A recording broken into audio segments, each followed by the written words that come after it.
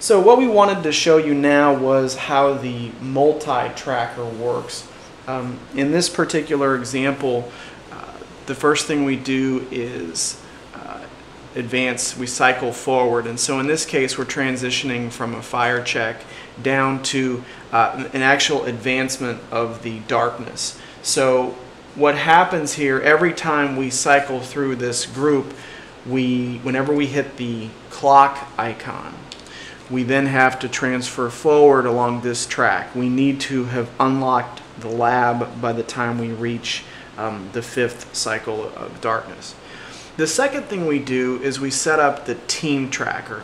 Now recall in this scenario we mentioned that we had Nina and Leo in their own group, and we had them represented in yellow and green. So they will be represented together by their color cubes in one box. And then we also have Jack and Bruce in a group as well. This becomes important because when we're deciding our movements, the teams have to complete their movements entirely before another team can begin. So I mentioned to you that there was a very good chance that it was going to be Jack and Bruce that would be doing their work first. Once they have completed their actions, once one player does, his or her cube would slide down. The next person, once they've completed their actions, their cube would slide down, and then we would check for movement and also progression of fire. So as teams complete their movement, the board's going to be responding. Zombies might be moving after us, and that's going to be something we need to consider when we're executing our moves. The third thing we do, you may recall that we're in line of sight of a security camera. So in that case, because we have 2 people that are in line of sight, we would roll 2 of the hero dice and 1 of the terror die to see if in fact we are caught by the camera or if we're able to sneak. What we would be looking for is to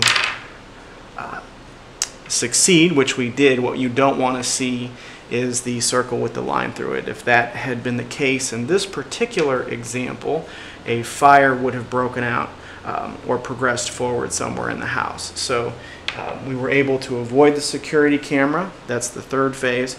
The 4th phase is that another zombie horde will appear somewhere in the house.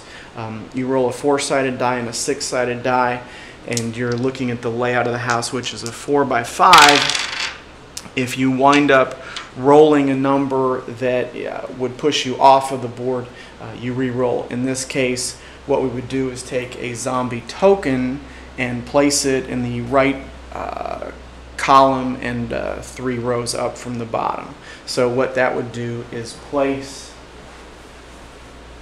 a zombie token now on the board at the location 1-3, which I've just done. You guys can't see.